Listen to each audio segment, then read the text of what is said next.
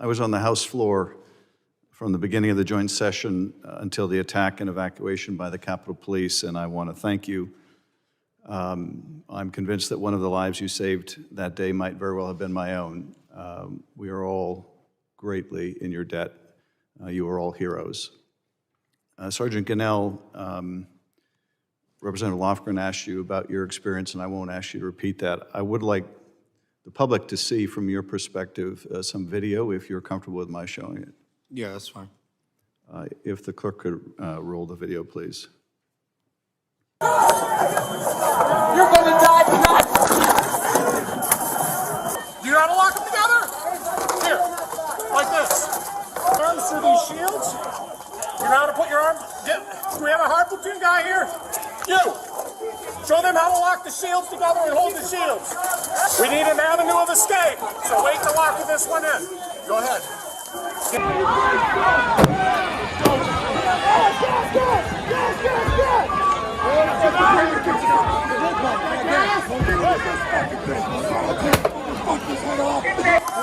Back up! No, stop! Stop! Stop! Stop!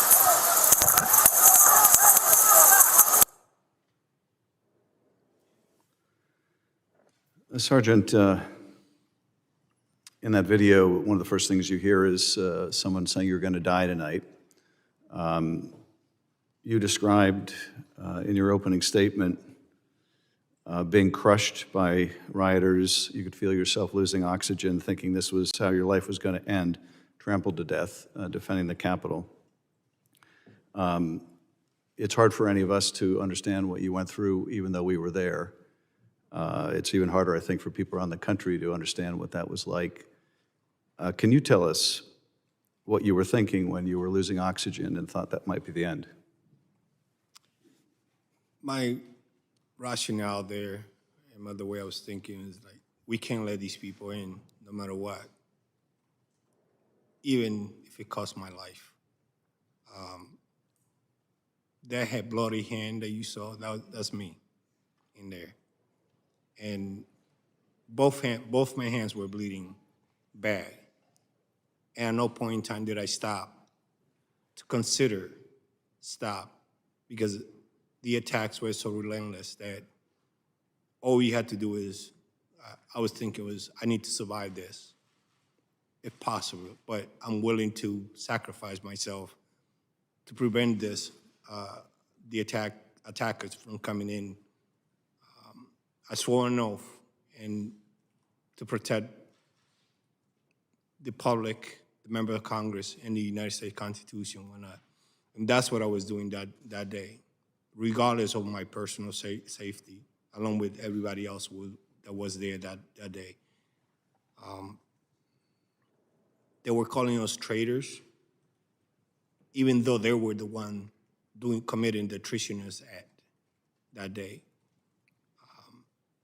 It is devastating and demoralizing for people, whoever party is, to call this attack and continue to minimize it like nothing happened.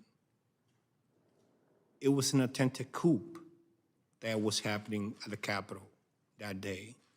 And if it had been another country, the U.S. would have sent help. And people need to understand the severity of and the magnitude of the event that was happening that day. We were all fighting for our lives to give you guys a chance to go home to your family, to escape.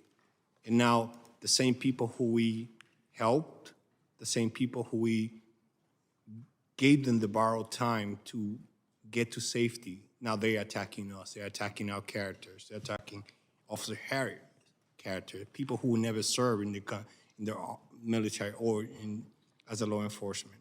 It's a disgrace. My actions that day was to save you guys, regardless of my personal safety. And I still continue to wanting to do that today, tomorrow, and as long as I'm permitted to do it, and if it is demanded of myself to do that in the future. Sergeant, this obviously had a deep impact on you, all of you, but it's also had a big impact on your family. You described how when you got home you couldn't even hug your wife because you had chemicals all over you. You wanted to go back. It seems like no sooner had you gotten home, you wanted to go back. Yes, sir. I think I read that you said you felt guilty. Did your wife want you to go back? No. Why did you go back? And what was your conversation with her about that? After I took a shower, I spent about 10 minutes hugging her and my son. I told her I gotta get some sleep because I gotta go back to work. And she told me, no, you're not. You hurt. I said, no, I'm still able to continue to carry out my duties. And by 8 o'clock, I was already on my way back, despite her concerns and for my safety. My sense of duty for the country, for the Constitution, at that time was bigger than even my love for my wife and my son. I put that ahead. And for me, it's confounding that some people who have sworn oath, elected officials, including people in the military that I seen at the lower stairs fighting against me, they swore an oath and they're forgetting about that oath. They're not putting the country before the party. And that's what bothers me the most. Because I, as a former soldier, I know what that inherits, that oath.